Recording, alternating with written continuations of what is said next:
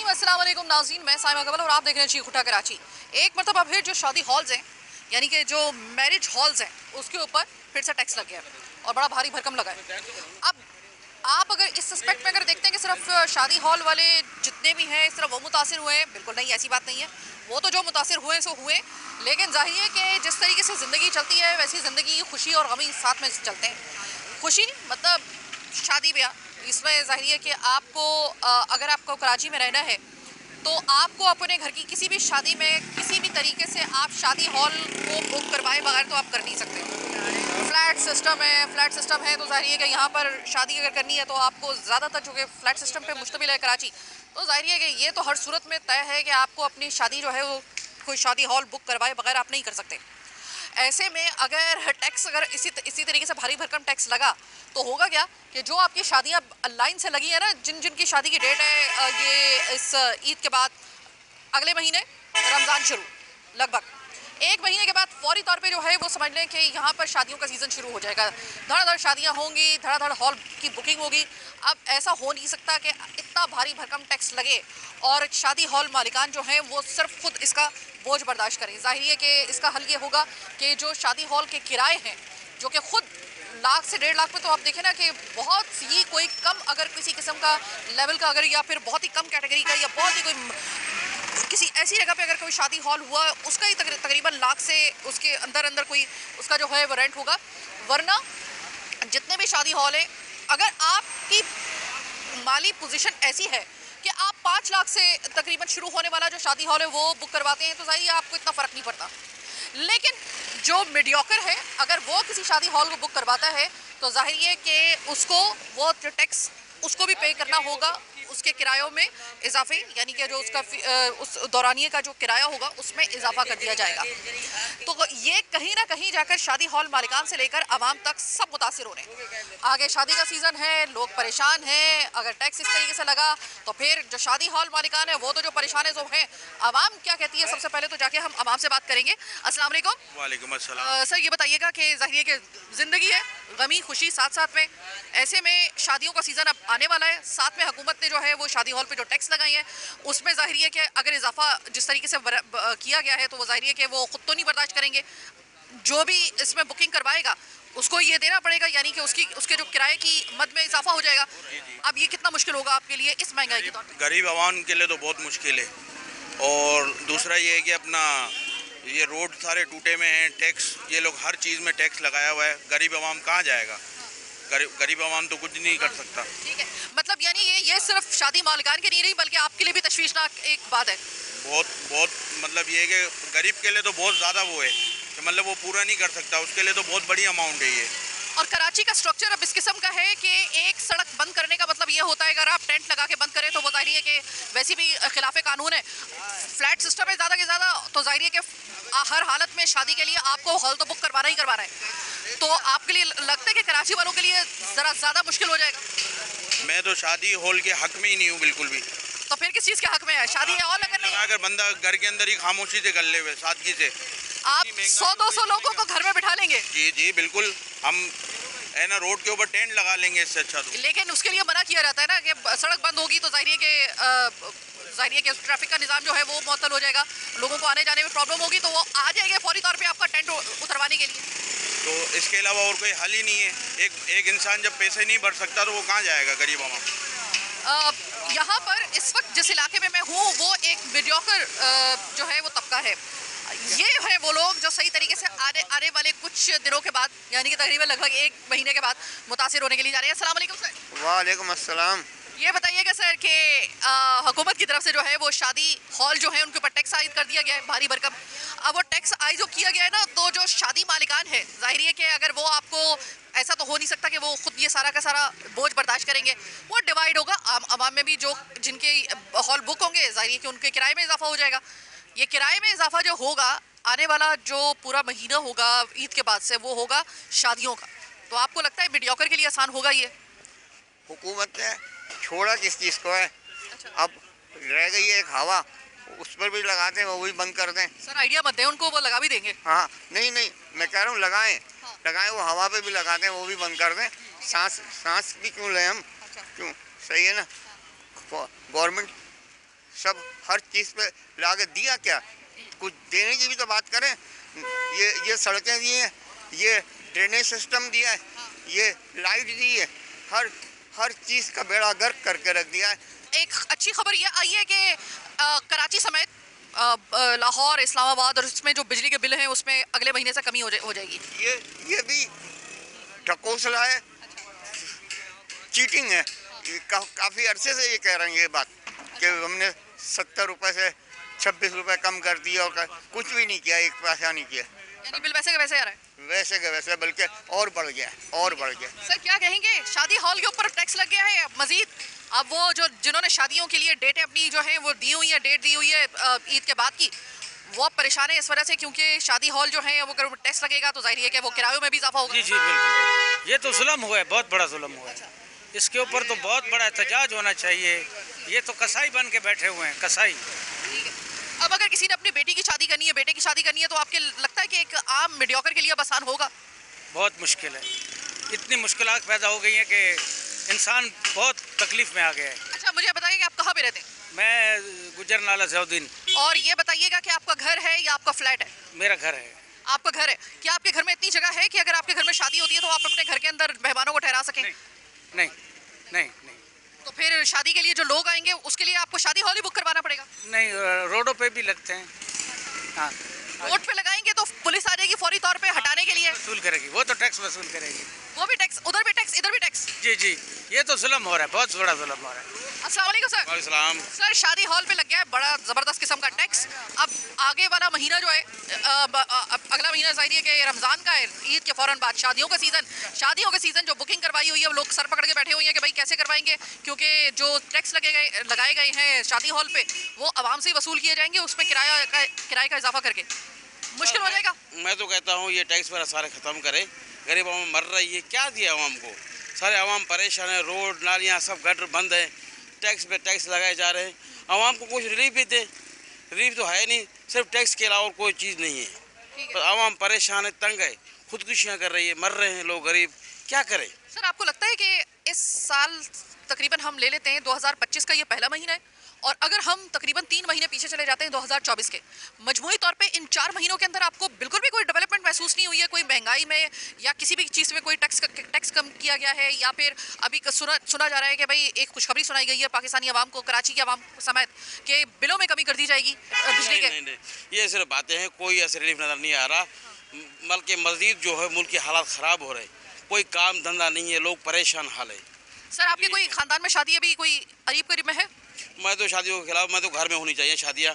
इतने टैक्स लगा दिए, कहाँ से बंदा अफोर्ड करेगा? तो सर आपके घर में अगर फर्ज करें कि शादी के लिए, टेक्निकल बात यह है कि अगर आपके घर में अगर आपने बहुत ही मतलब महदूद करके अपनी शादी की भी है, घर की 50 लोग आ रहे हैं, क्या फ्लैट के अंदर 50 लोग समा सकते हैं? नहीं, क्या गली मोहल्ले में करेगा? अभी शादी हल को बंदा भूल ही जाए। तो वो भी तो खिलाफ कानून है, क्योंकि अगर आप एक गली में टेंट लगाते हैं तो फौरी तौर पे उसको हटाने के लिए आ जाएंगे। जो होना था वो होना चाहिए मेरे हिसाब, जिस तरह पहले दौर में होता था। अच्छा। ज्वाइंट टाइप है, उस तरीके से होना चाहिए, बेहतर है मेरे ख्याल में। पहले दौर में वो सही कह रहे हैं आबादी कम थी, अब तो अरूसुल बलाग है ना। उनसे मैंने बात की है, वो कह रहे हैं कि अरूसुल बलाग अब चुके बन चुका है। ये तो इसमें तो जो कराची के लोग थे सो थे, पूरे पाकिस्तान से लोग आके यहाँ पे बस गए हैं। तो अभी और पहले के मामले में अब बहुत फ़र्क है। अब शादी हॉल में जो इजाफा किया गया है, मेरे ख्याल में कि हुकूमत को ये सोचना चाहिए था कि इसका असर जो होगा वो सिर्फ शादी हॉल मालकान पे नहीं पड़ेगा भाई, ये इसका असर पूरी आवाम पे पड़ेगा। और इसका असर सबसे ज़्यादा उन पे पड़ेगा जो कि एक आम जो शादी हॉल है उसको अगर आप रेंट पे लेते हैं अपने किसी बच्चे या बच्ची की शादी के लिए, और उसमें ऐसा होता है कि अगर आपके तकरीबन 1 लाख 1.5 लाख का अगर वो हॉल है, आप बहुत मुतासिर होने वाले हैं। हाँ, अगर आप 5 लाख का कोई, अगर आपकी इतनी पसली है, आपकी इतनी माली आपकी कैपेसिटी है कि आप 5 लाख वाला अगर शादी हॉल लेंगे तो फिर आपको यकीनन उसका किराया जो होगा वो जाहिर है कि वो आपको इतना महंगा नहीं लगेगा। तो जो असल में इससे मुतासिर हो रहे हैं शादी मालिकान के साथ साथ, शादी हॉल मालिकान के साथ साथ, वो हो रहे हैं ये आम आवाम जो कि मीडियोकर है। जब आपके घर में शादी होती है या फिर आप शादी हॉल बुक करवाते हैं तो एक बुकिंग आपको और करवानी पड़ती है खाने के अलावा, यानी शादी हॉल और खाने का तो इंतज़ाम जो होता है वो लगभग साथ साथ में हो जाता है। लेकिन एक आजकल जो है जिस बुकिंग के बगैर शादी नहीं हो सकती है वो है फ़ोटोग्राफी, यानी कि जो आपकी वेडिंग की जो तस्वीर होती हैं उसकी फ़ोटोग्राफी होती है, वो पूरी लाइफ टाइम आपकी जो है वो मेमोरीज़ होती हैं। अब ज़रा थोड़ा सा इनसे भी मालूम कर लेते हैं, क्योंकि कहीं ना कहीं कनेक्टेड तो ये भी हैं। अब अगर एक जगह शादी हॉल से अगर फ़र्ज़ करें कि उसके टैक्सेस और उसके किराए की वजह से लोग स्विच करते हैं, अगर किसी ऐसी जगह पर जहाँ पर आपके मतलब आपकी गलियों में अगर आप शादी करने का फ़र्ज़ करेंगे ये लेते हैं, या आप अपने घर के अंदर ही सिर्फ अगर आप शादी कर रहे हैं, जो कि ज़रा मुश्किल लग रहा है, तो फोटोग्राफी कैसे हो सकती है? ज़रा थोड़ा सा पूछते हैं, हमें खुद मालूम नहीं है, हम इनकी ज़ुबानी मालूम करते हैं कि इसका असर क्या इन पे भी आ रहा है या नहीं आ रहा है, ये जो है मुस्तस्ना इस लॉस से। अस्सलाम वालेकुम। वालेकुम अस्सलाम। मैं देख रही थी अभी आप लोगों की बड़ी शादी वगैरह की तमाम तर फोटोग्राफर्स एज अ फोटोग्राफर आपने जो अपनी पिक्चर्स वगैरह और ये फोटोग्राफी है वो मैंने देख रही, बड़ी अच्छी की हुई है। लेकिन अब मसला ये है कि आप लोग जब शादी हॉल में या फिर बाकायदा तौर पे कोई ऐसी जगह होती है जैसे शादी हॉल है, उसका फिर आपको पता है कि ब्राइडल रूम अलग से होता है, ग्रूम रूम अलग से होता है, तो वहाँ पे फोटोग्राफी करने में, और अगर फ़र्ज़ करें कि एक छोटे पैमाने पे शादी हो रही है गली मोहल्ले के अंदर टेंट लगाकर, उस वाली फोटोग्राफी में कोई फ़र्क पड़ता है? बहुत फ़र्क पड़ता है। जो हम लोग लॉन के अंदर जाके शूट करते हैं उसमें एक अलग होता है, लेकिन जब हम गली में जाते हैं जहाँ पे घर में शादी हो रही होती या है, टेंट लगा के हो रही होती है, टेंट लगा कर हो रही होती है, उसमें अलग होता है। लेकिन उनका बजट, ये जो महंगाई की वजह से आवाम के साथ हो रहा है, ये सब गलत हो रहा है। ठीक है।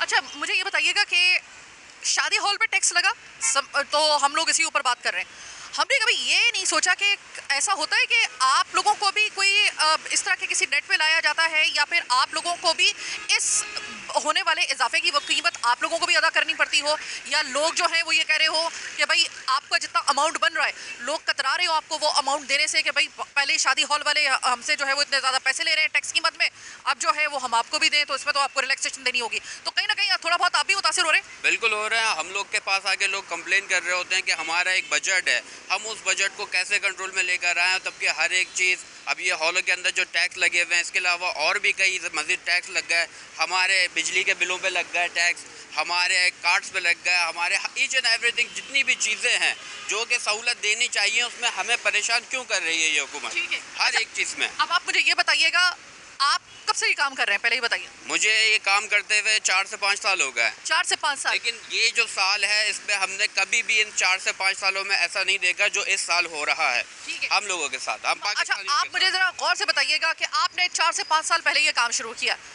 शादी करना किसी भी मीडियोकर के लिए अब ज़्यादा मुश्किल हो गया है या 5 साल 6 साल पहले या 10 साल पहले था? बिल्कुल, इन्होंने बहुत मुश्किल कर दी है, और इनकी तो साजिशें हमें देख के ये लगता है कि ये चाहते ही नहीं कि लोग शादियां करें, नामुमकिन करना चाहते हैं इस बात को। इनको करना चाहिए, रिलीफ देना चाहिए आवाम को, हॉल पे टैक्स, ईच एंड एवरीथिंग, हर एक चीज़ पे टैक्स हो चुका है, और नाजायज़ टैक्स है, जो टैक्स बनता है वो हमसे ले। मतलब आवाम को इस झुंझलाहट में हुकूमत के ऊपर ये शक हो गया है कि शायद हुकूमत चाहती नहीं है कि हम लोग यहाँ पे अपनी शादियाँ वगैरह करें। क्या चाह रहे हैं आप लोग? ये इस वजह से कह रहे हैं क्योंकि देखिए कि एक जो होता है ना, मतलब शादी का इवेंट होता है ना, वो कनेक्टेड होता है दूसरे एक रोज़गार उसमें वाबस्ता नहीं होता, या एक सिर्फ उसके अंदर वो चेन होती है पूरी की पूरी। आप की शादी की जैसी डेट फिक्स होती है, आपका अगला काम क्या होता है, पहले शादी हॉल तलाश करना, शादी हॉल पे लग गया टैक्स, यहाँ से आपको लगेगी डस, क्योंकि अब वो वाला किराया जो पहले लिया जा रहा था ऑब्वियसली वो नहीं लिया जाएगा, उससे ज़्यादा लिया जाएगा, आपको लगेगी सबसे पहले उस बजट में जिसमें आपकी शादी हो रही है उसमें सबसे पहले आप कट लगा लीजिए। फिर उसके बाद आपका चूँकि एक ही दफ़ा का ये इवेंट होता है अमूमन, तो इस वजह से आपको फोटोग्राफी जो है वो आजकल एक आप समझ लें कि इसके बगैर शादियाँ अमूमन नहीं होती। फिर आप अगर इनको मतलब इनके अमाउंट में कमी करते हैं तो जाहिर है कि उस लेवल की आपकी फ़ोटोग्राफी पूरी उम्र के लिए जो आपकी एक मेमोरी है वो उस तरीके से नहीं होगी। कम बजट होगा तो जाहिर है कि जितना आपने उसमें आप कट लगेगा आप उसको देंगे। फिर उसके बाद खाने के जो मामलात हैं, जो सबसे एक कलीदी मरहला होता है वलीमे में या बारात में, वहाँ भी जो उससे पहले हम एक प्रोग्राम कर चुके हैं आज से तकरीबन 4-5 महीने पहले, आपको याद होगा, उसमें भी लोगों ने ये बताया कि उसमें भी इजाफा हो गया है। कल जो खाना तकरीबन 200 लोगों के लिए तकरीबन फ़र्ज़ करें कि अगर 1.5 लाख में हो रहा था, आज वो 2.5 लाख में भी आप नहीं कर पा रहे हो, उस मेन्यू को आप नहीं ले पा रहे, तो जाहिर है कि वो एक जगह आपको वहाँ पे कट लगेगा। फिर उसके बाद जाहिर है दुल्हन है, ग्रूम है, आजकल तो ग्रूम जो है वो भी तैयार होता है, यानी कि दूल्हा भी तैयार होता है। अगर आप वहाँ पर देख लें तो उनके चार्जेस वो भी आपको एडजस्ट करना अब आपके लिए मुनासिब नहीं होगा और इतना आसान नहीं होगा। तो मतलब जो सही मानों में कट लगा है ना, सही मानों में जो मुतासिर हुआ है वो हुआ है मीडियोकर, जो लेविश किस्म की शादियां होती हैं, जो कि डेस्टिनेशन वेडिंग्स होती हैं, आटे में नमक के बराबर होती हैं साहब, और वो सिर्फ चंद एक लोगों की होती हैं, उनको कोई फ़र्क नहीं पड़ेगा। लेकिन ये जो अब तबका जिससे मैं साथ हूँ, इनको 100% इस टैक्स के लगने से और इन तमाम चीज़ों के टैक्स लगने से आपके लिए शादी करना बहुत मुश्किल हो जाएगा अपने बच्चे और बच्ची की। अस्सलाम वालेकुम। वालेकुम सलाम। खान साहब, आप ये बताइएगा कि जब हम शादी करते हैं अपने घर में से, हमारे किसी बहन भाई की या फिर बेटी की या बेटे की माँ बाप अगर शादी करते हैं, तो जिस हॉल में वो शादी करेंगे ना, जो कराची में बगैर हॉल के आप शादी नहीं कर सकते इतने आराम से, वो हॉल जो है वो टैक्स के नेट में आ गया है और टैक्स लगा है बहुत भारी भरकम किस्म का उसके ऊपर। अब वो ज़ाहिर है आवाम से वसूल किया जाएगा उनके किरायों की मद में। अब आपको लगता है कि जो आज से तकरीबन 10 साल पहले या 5 साल पहले शादी करना जितना आसान था, अब उतना आसान रह गया एक आम आदमी के लिए? पहले तो शुक्रिया, आपका चैनल का बहुत शुक्रिया मैं अदा करता है कि कराची का तुमने आवाज़ लोगों का उठाते हैं, लेकिन टिकस तो हर जगह में है मैडम। तो अभी भी बहुत मुश्किल लगते हैं, अभी कोई कर नहीं सकते, कैसे अभी करेगा, बहुत मुश्किल है। हर जगह में टिकस लगाया, हर जगह में जो है ना इन लोगों ने वो लगाया टिकस, हर जगह में पैसा लेते हैं। महंगाई है, इस महंगाई में कौन सा जो है ना लोग यह शादी करेगा, कौन सा जो है ना गरीब लोग तो शादी नहीं कर सकते। अच्छा खान साहब, आपका ताल्लुक किस इलाके से? हमारा बाजावड़ से है, मैं बाजावड़ मलासित कौमी इतिहाद का चेयरमैन भी है। अच्छा। और डंपर एसोसिएशन का भी चेयरमैन है। सिरसा में हम लोग रहते। बाजोड़ में अमूमन जो शादी होती है, उजाइए बाजोड़ में और कराची में बहुत फ़र्क है ना। कराची आपने देख लिया होगा किस तरह से एक बिल्कुल ये कंजेस्टेड हो चुका है, भिज चुका है बिल्कुल, और बाजोड़ जो है वो बिल्कुल खुला इलाका है। बाजोड़ की अगर आप शादी करते हैं तो जाहिर है कि वहाँ पर आपको हॉल की ज़रूरत नहीं पड़ेगी, आपका डेरा ही काफ़ी होता है। नहीं मैडम, उधर तो हम लोग को गरीबी वाला सिस्टम करते हम लोग जो है ना, लोग मजबूर है, ये पैसा नहीं बर्दाश्त करते है, तो उधर ये तकनीक कोई नहीं कर सकते कि यार तुमने ये गरीबी का काम क्यों करवाया। अच्छा। उधर तो हम लोग सुबह सवेरे जो है ना हम लोग अपना काम ख़त्म करते हैं, इतना वो बड़ा वो इशू नहीं करते, जैसा सुन्नत तरीक़ा है हम लोग वही करते हैं। बस वो उसी सुन्नत के तहत आप कर रहे हैं। यहाँ पर अगर आप सुन्नत के तहत भी अगर करते हैं ना, तो कम से कम आपके एक घर के अंदर कम से कम बहुत, अगर आपने उसको अगर महदूद करके भी शादी की ना, तो 50 से 70 लोग तो होते ही होते हैं हर सूरत में। 50 से 70 लोग इन फ्लैटों में आपके ख्याल में आ सकते हैं? अगर आप हॉल बुक ना करवाओ तो कर सकते हैं या नहीं? आपके ख्याल में 70 लोग मेहमान एक फ्लैट के अंदर उनका इंतजाम किया जा सकता है या नहीं? नहीं, ये तो ऐसा लोग है कि ये जो है ना तकलीफ भी करते हैं कि भाई ये बुरा लोगों को लगता है कि भाई मैंने ये नहीं करवाया, वो नहीं करवाया। गरीबी वाला जो है ना, जैसा हमारा बाजावड़ में होता है, हम लोग गरीबी का सिस्टम करते हैं। अच्छा, गरीबी की शादी कैसी होती है ज़रा मुझे बताइएगा, बाजोड़ में कैसी होती है? बाजावड़ में ऐसा होता है कि हम लोग जब सुबह सवेरे किसी के जो है ना लड़की वाला वो अपना गाड़ी में बैठा के सुबह सवेरे नमाज पढ़ के उसको हवाला करते हैं कि भाई ये लो अपना अमानत। उसने अगर 1 किलो या 2 किलो या 5 किलो गोश्त पकाया, वो अपना जो है ना ये घर का बंदे काटा करवा के उसमें खाया, बस ख़त्म। बस कोई फोटोग्राफरी नहीं, किसी किस्म का कोई हॉल नहीं। महंगाई में क्या करेगा इसमें, ये तो महंगाई है, हर जगह में टिकस है। आटा कितना का चले गया, घी कितना का चले गया, ये कौन कर सकते हैं? अभी तो बहुत महंगाई है, इस महंगाई में कौन, इतने पैसे तो किसी के साथ है नहीं। खान साहब ने बड़ा अच्छा मशवरा दिया, उन्होंने कहा है कि शादी तो करनी है, सुन्नत अदा करनी है। अगर इस तरह के टैक्सेस लगाए जा रहे हैं तो अगर आपने ये सुन्नत पूरी करनी है तो बाजोड़ में जिस तरीके से हमारे इलाकों में शादी होती है उस तरीके से करो। 5 किलो गोश्त पकाओ, लड़के वालों को उन्होंने कहा है 5 किलो गोश्त पकाओ। लड़की वालों को भी कहा है कि जब आप निकाह के लिए जाओ, सीधा सीधा सुबह के वक्त मस्जिद चले जाओ, निकाह करो। जितने भी लोग घर के अंदर उनके जो दोस्त अहबाब हैं उनको बैठा के जो है दस्तरखान पे खाना खिलाओ। अल्लाह अल्लाह खैर सल्ला, हो गई शादी। No photography, no hall book करवाना, ना किसी किस्म का पॉलर जाना। ये मतलब यानी कि सिर्फ कराची में उन्होंने कहा है कि अगर आपकी इजाज़त नहीं दे रही है बिल्कुल ही, और सुन्नत भी अदा करनी है, तो बस अब आपके पास ये हल रह रहता है, आप बाजोड़ में जिस तरीके से शादियाँ हो रही हैं इस तरीके से आप करवाएं। लेकिन सुन्नत अमूमन मैंने देखा है कि ऐसी होती है, इसी तरीके से होती है। खैर, अब आपको मैंने दिखा दिया है कि यहाँ पे ना आपका हर तबका जो रिलेटेड है इस शादी के इस पूरे इस आपके इवेंट से सबके साथ मुतासिर होने के लिए जा रहे हैं आप समय। तो ये ज़ाहिर है कि कोई एक तबके का मसला नहीं रहा। टैक्स एक जगह पे लगाए, यानी कि टैक्स जहाँ जहाँ पे लग रहा है, टैक्स की जो उसके जो सम्राट हैं बड़े कड़वे किस्म के हैं, शकील किस्म के हैं, और वो आपको और मुझे और हर उस तबके को बर्दाश्त करने पड़ेंगे जो आपके इस इवेंट में आप लोगों के साथ हैं। यानी कि हर आप समझ लें कि जो आपके शादी के जितने भी मराहिल हैं, दुल्हन के लिए, दूल्हे के लिए, सब के सब जो है ना वो टैक्स के नेट में आ चुके हैं। और सब के सब जो है ना वो उस नेट में आने की वजह से इसका टीका सबसे पहले जो किसी को लगेगा तो वो उस फैमिली को लगेगा जिनके घर में शादी हो रही है। सबका मसला बन गया अब ये।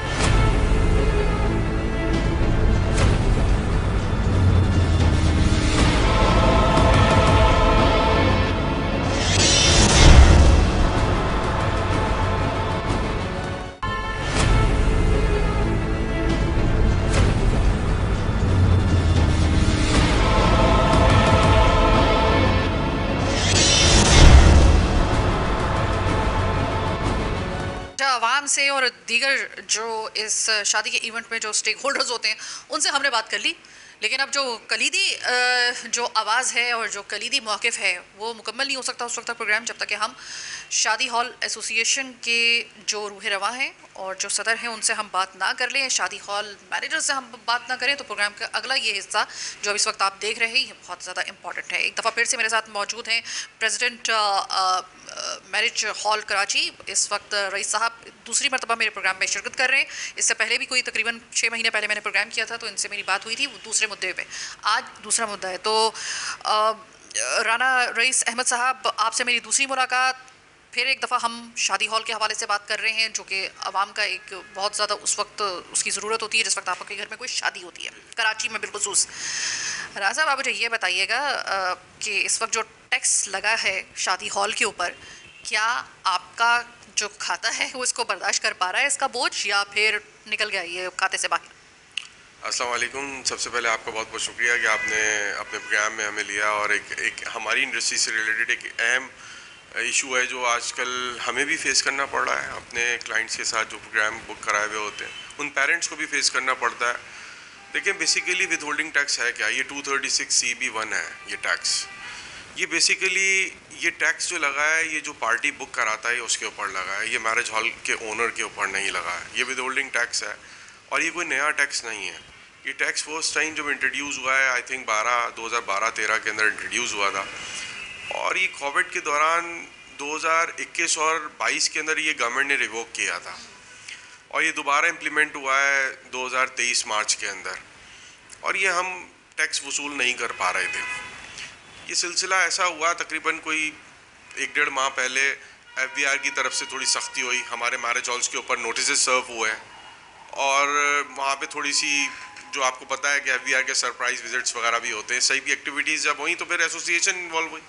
एसोसिएशन ने जाके FBR के अंदर मुलाकात की, जो चीफ कमिश्नर RT1 थे उनसे मुलाकात हुई और उनका मौक़िफ़ यही था कि विद होल्डिंग टैक्स की रिकवरी मैरिज हॉल से नहीं हो रही है। अदरवाइज़ ये रिकवरी अगर आप नहीं करेंगे तो ये आप पे लाइबिलिटी चढ़ रही है, इसलिए कि ये जो विद होल्डिंग टैक्स है आपने क्लाइंट से लेना है, आप कलेक्टेबल एजेंट है, आप कलेक्ट करेंगे और FBR को पास ऑन करेंगे।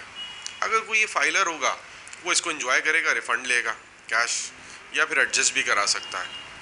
तो इस सिलसिले में फिर हमारी मुश्तरका इजलास मैरिज हॉल एसोसिएशन का हुआ। फिर हमने ये तय किया कि अब हम कोई भी प्रोग्राम जो हमने बुक किया हुआ है या फर्दर आगे फ्यूचर में बुक करेंगे, हम विद होल्डिंग टैक्स लिए बगैर ये प्रोग्राम नहीं करेंगे। ये हमने ऐलानिया सोशल मीडिया और प्रेस रिलीज वगैरह जारी की और हमने इसके ऊपर इम्प्लीमेंटेशन शुरू करवा दी और एजुकेट किया अपने मेम्बरान को भी और आवाम को भी जो हमारे पास बुक करा के गए थे। अल्हम्दुलिल्लाह इसकी रिकवरी में अब हमें आसानी हो गई है और अब हम मैरिज हॉल से इसको रिकवर कर रहे हैं और FBR को पास ऑन कर रहे हैं। देखें ये बेसिकली विद होल्डिंग टैक्स जो लगा है एक एग्जाम्पल है कि किसी ने एक मैरिज हॉल बुक कराया, उसका अमाउंट 1 लाख रुपए है, अगर वो फाइलर है वो 10% देगा इसका, जो कि कितना तकरीबन बनेगा 10%, 10,000 रुपये बनेगा। और अगर कोई नॉन फाइलर है तो वो 20% देगा। जो फाइलर है इसको रिफंड भी ले सकता है और एडजस्ट भी करवा सकता है। रिफंड कैसे ले सकता है? रिफंड कैश लेगा FBR से, जो रिफंड उसका बनता है जिस तरीके से आपका इनकम टैक्स रिटर्न आप सबमिट करते हैं, आपका कैशबैक जो बन रहा होता है, जो ओवर अमाउंट होता है वो आपको रिफंड किया जाता है। इसी तरीके से ये भी रिफंड होता है, ये कैश भी होता है और इन दी एंड जब साल के एंड में आप रिटर्न सबमिट करते हैं और जो आपकी डिमांड खड़ी होती है गवर्नमेंट की तरफ से उसमें एडजस्ट भी हो जाता है। जी तो रईस साहब बेसिकली आप लोगों को एक तरीके से FBR की जानिब से, अगर मैं गलती भी नहीं हूँ तो एक एजेंट के तौर पे कि ये आप काम कर रहे हैं कि भाई जो भी नॉन फाइलर आएगा और जो भी फाइलर आएगा एक तखसीस के साथ आपने उनसे विद होल्डिंग टैक्स जो है उसमें लेना है। अब बात यह है कि आप जिस आवाम को डील कर रहे हैं ना, वो आवाम पहले से ना, उसे कहते हैं ना कि मरे हुए को 100 दुर्रे मारने वाली बात, ये वो है। अब एक शख्स है, उसकी बेटी की शादी का बजट उसने रखा हुआ है तकरीबन 2 लाख में तो खैर अब शादी नहीं होती, ये भी आप अच्छे तरीके से जानते हैं। उसके पास एक 5 लाख रुपए का उसने अपना बजट बनाया हुआ है, जिसमें से उसको एक शादी हॉल लेना है। और अगर उसने ज़ाहिर है कि जब आप शादी हॉल आप बुक करवाते हैं तो इसके अलावा शादी वाले घर के अंदर 1000 खर्चे होते हैं, कैटरिंग वाले को अलग से देना होता है, फिर उसके बाद जो वहाँ पे काम करने वाले, जो फिर उसके बाद जो ऐसे मुलाजमीन जिनको आप 2 दिन के लिए हायर करते हैं, बर्तन धोने वगैरह, उनके लिए अलग से उसके होते हैं। अब ये मुझे बताइएगा कि क्या उस आवाम को आप ये बात समझा पाते हैं, या वो समझने के मूड में आपको नज़र आते हैं, या फिर उनका कोई लग रहा होता है कि आप वो समझ जाएंगे इस बात को कि विद होल्डिंग टैक्स क्या है, ये क्या बला है और ये देना क्यों ज़रूरी है, और आप दे पाएंगे या नहीं दे पाएंगे, क्या वो उनके बजट में आ जाता है? आपकी बात बिल्कुल सही है, बल्कि एफबीआर के अंदर हमने भी ये बात उठाई थी कि सही है, अगर कोई फाइलर है और मालदार आदमी है या फिर जॉब कर रहा है अच्छी, या अच्छा बिजनेस कर रहा है, वो फाइलर है तो वो इसको एंजॉय कर लेगा रिफंड लेके, राइट। लेकिन हमारे यहाँ के भी बाई लॉज हैं, जो मिनिमम वेज वाला है या फिर जो डेली वेजर्स वाला है, तो डेली वेज कमाता है, रोज़ कमाने वाला जो दिहाड़ी रोज़ की कमाता है, आप मुझे ये बताएं कि उसको रिफ़ंड कैसे लेगा। ये बात हमने एफबीआर में रखी है, उसके लिए अलग क्राइटेरिया होना चाहिए। एफबीआर में भी इसके बायलॉज हैं कि इतने अमाउंट से नीचे वाला जो है वो फाइलर नहीं बन सकता। जब नहीं बन सकता तो ऐसा कोई क्राइटेरिया होना चाहिए नादरा के थ्रू या एफबीआर के थ्रू कि इसको सेग्रीगेट करें, इसको इंडोर्स करें, हाँ भाई ये फाइलर नॉन फाइलर है, लेकिन ये अपना विथ होल्डिंग टैक्स इसलिए वापस ले सकता है कि ये बायलॉस में नहीं आता है। तो मैं समझता हूँ कि इस टाइप की जो आपने बात की है कि गरीब के लिए मुश्किलात हो गई हैं, हाँ ये बिल्कुल हो गई हैं, लेकिन हम इसमें बेबस क्यों हैं? जैसे आप ये देखें, ऑटोमोबाइल इंडस्ट्री है, आप कोई गाड़ी बुक कराते हैं, आप बाइक बुक कराते हैं, आप ये देख लें, आप के इलेक्ट्रिक देख लें, वाटर बोर्ड देख लें, तमाम ये सारे के सारे इनको कलेक्टेबल एजेंट बनाया हुआ है। हमें ये नौकरी दी हुई है बगैर पैसों के, सीधे लफ्ज़ों में हमारा इसमें कोई रोल नहीं है सिवाय इसके कि हमने आवाम से वो कलेक्ट करना है और इनको दे देना है। हम यहाँ पे इनसे बात करते हैं तो ये हमसे इस तरह की बात करते हैं कि देखें हम लॉ मेकर नहीं है, ये सारी चीज़ें इस्लामाबाद के अंदर सेट होती हैं, इस्लामाबाद के अंदर सारी जो इम्प्लीमेंटेशन वगैरह और जो कवानीन पास होते हैं वहाँ से होते हैं, आप अपनी गुजारिशात वहाँ पे रखें। ये बिल्कुल दुरुस्त बात है कि अगर कराची की आवाम आपके सामने 3-3.5 करोड़ आवाम है, तो इसके अंदर जो हमारे जो छोटे इलाके हैं उसके अंदर भी मैरिज हॉल बने हुए हैं, जो गरीब आदमी है, जो डेली वेजर्स है, वो भी प्रोग्राम करता है, जो अच्छे इलाके बने हैं वहाँ पे भी प्रोग्राम्स होते हैं। ये हर इलाके की अपनी एग्जिस्टिंग ज़रूरत है, लेकिन जितना बड़ा शहर है उसके अंदर जितनी बड़ी आबादियाँ हमारी हैं, उसमें ज़्यादातर क्वांटिटी उन्हीं इलाकों के अंदर हैं जो ये मैं समझता हूँ कि एक्सेप्टेबल नहीं है कि उनसे एक तो विद होल्डिंग लिया जाए और साथ में नॉन फाइलर का विद होल्डिंग लिया जाए 20%।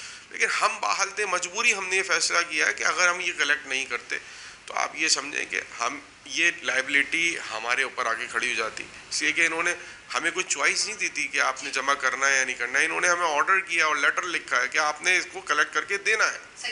रईस साहब, आखिरी सवाल, एफबीआर में जाहिर है कि आपके पास चूँकि आप एक जो है वो डेजिग्नेशन होल्ड करते हैं, आपकी नुमाइंदगी वहाँ पर है। एफबीआर के साथ जब आपकी मीटिंग हुई है टेबल पे, तो क्या आपको लग रहा है कि कुछ अरसे के बाद इसमें थोड़ी सी रिलैक्सेशन मिलेगी, या फिर ये आगे बढ़ेगा, या फिर आपको क्या कुछ इस तरह की कोई आपको वाइब आ रही है कि थोड़ा सा इसमें कुछ कमी बेशी हो सकती है आवाम की मुश्किलात को देखकर, या फिर ये अभी चलता रहेगा ये कुल्हाड़ा? देखिए, ये जो विद होल्डिंग टैक्स है ना, ये पूरी दुनिया के अंदर एडवांस टैक्स के नाम से या विद होल्डिंग टैक्स के नाम से जो है ये लागू हुआ था, और बहुत सारी कंट्रीज़ में जब ये विद होल्डिंग टैक्स लगाया और ग्रेजुअली जो ये नॉर्मल प्रैक्टिस है पूरी दुनिया में, जब ये फॉर एग्जांपल 20% लगाया नॉन फाइलर के लिए, ये ग्रेजुअली कम होता है और फिर इसको ख़त्म कर दिया जाता है।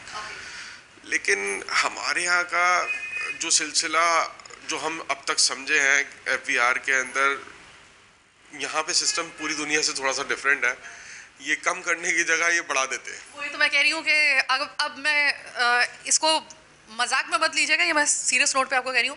अगर आपका बजट जो है वो इसकी इजाज़त नहीं दे रहा है ये एक्स्ट्रा जो टैक्स वगैरह अदा करने की, तो फिर थोड़ा सा शादियों को थोड़ा सा जो है ना वो पेंडिंग में रखिए और ज़रा थोड़ा सा इंतज़ार कीजिए। अगर ये वैसे विद होल्डिंग टैक्स जो है ना वो पूरी दुनिया में आहिस्ता आहिस्ता ग्रेजुअली कम होता होता ख़त्म हो जाता है। पाकिस्तान में उल्टा, चूँकि जिस तरीके से रईस साहब ने बताया, यहाँ पे मामला जो होते हैं FBR के वो अलग होते हैं, और ये चूँकि आगे चल के बढ़ता है।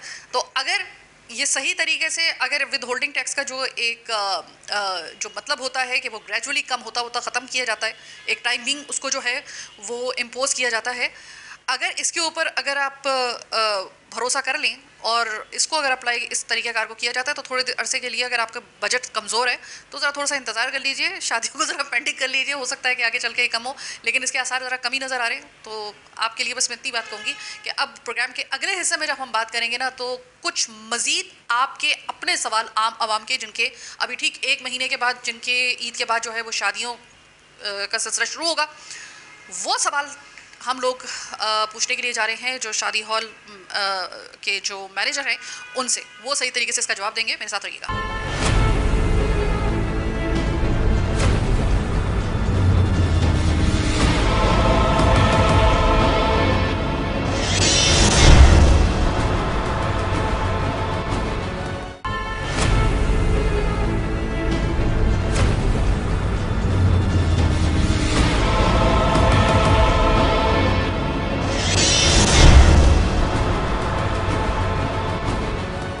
आखिरी हिस्से में हम लोग फाइनली शादी हॉल में आ चुके हैं। मेरे साथ यहाँ के जो मैनेजर हैं, कलसूम बैंक्वेट हॉल, जो कि गुलशन इकबाल में है, और बहुत ही मैं आते जाते देख रही होती हूँ, रात के वक्त में काफ़ी रौनक लगी होती है यहाँ पर।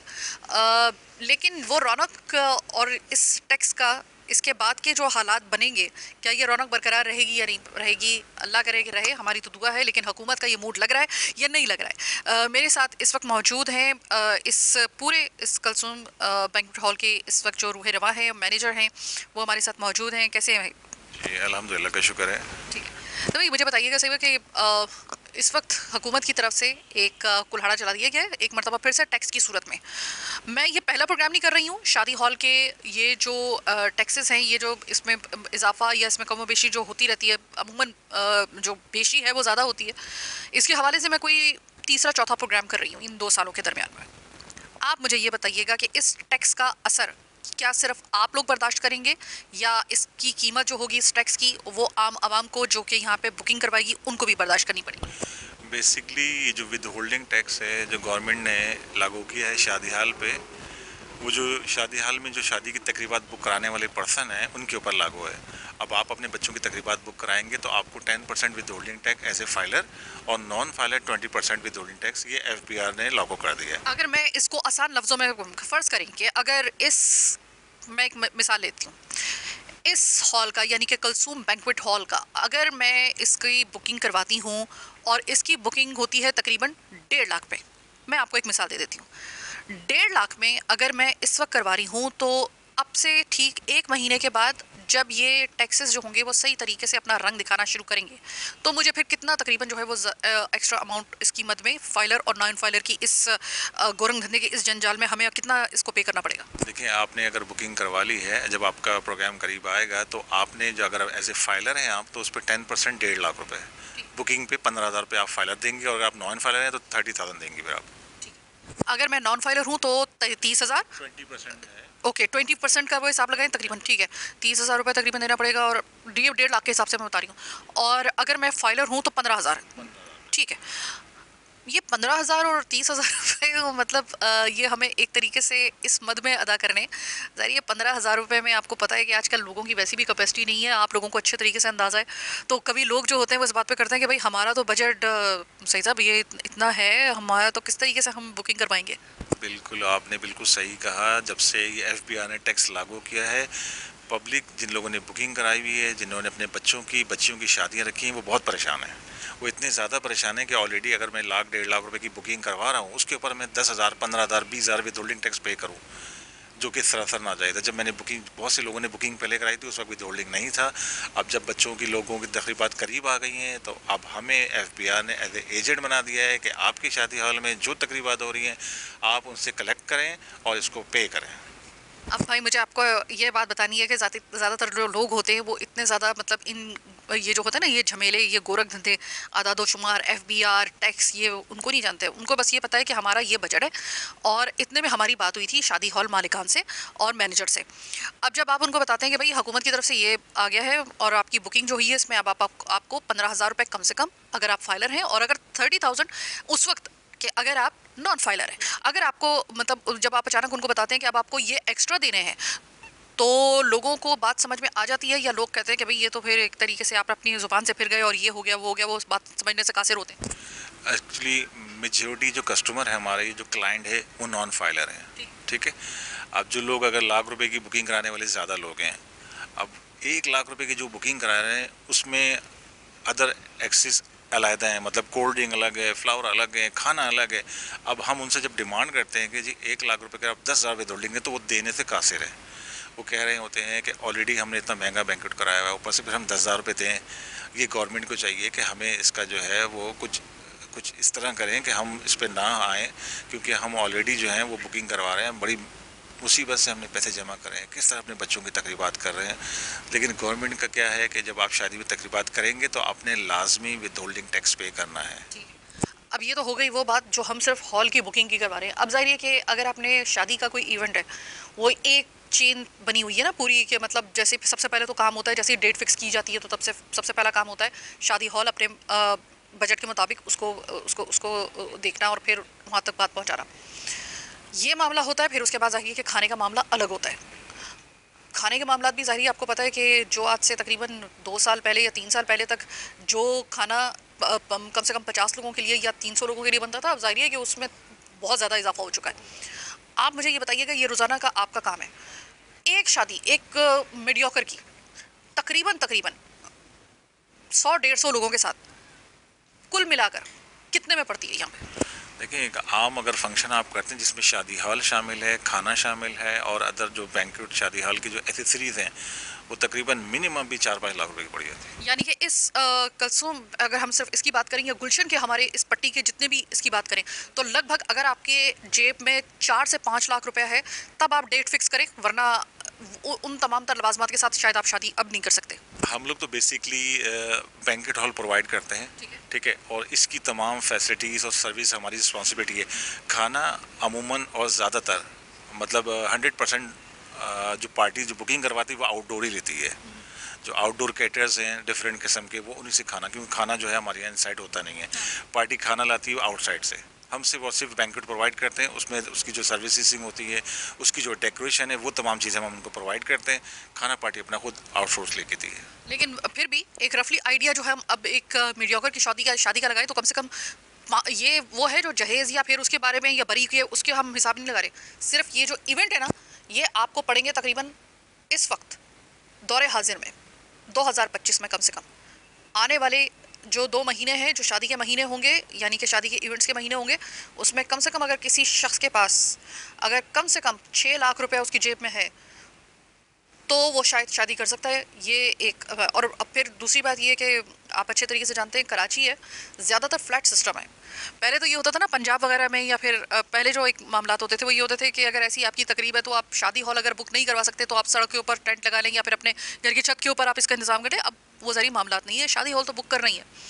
मुझे ये बताइएगा कि इस टैक्स के बाद आप तो जो सफ़र करेंगे सो करेंगे, क्या आपको लग रहा है कि शायद शादी के इवेंट जो होंगे वो शायद कोई दूसरा ऑल्टरनेट तलाश करने की तरफ लोग चले जाएंगे, और आप लोगों का फिर एक दफ़ा याद रखिएगा कि आपके शादी हॉल पहले ही एक बहुत बड़े क्राइसिस से गुजर के अब थोड़ा सा वो स्टेबल होना शुरू हुए थे। अब आपको लग रहा है कि ये थोड़ा सा टैक्स का ये मामला जो है और इस तरह के ये मामला जो हैं, ये शायद इवेंट की जो है आपके पास कमी हो जाए यहाँ पे लोगों की? बिल्कुल, आपकी बात बिल्कुल दुरुस्त है। ऑलरेडी पहले से बुक हैं वो तो मजबूर हो गए हैं, वो तो फंस चुके हैं, उनको तो विद होल्डिंग पे करना है, वो तो पे करेंगे तो प्रोग्राम करेंगे।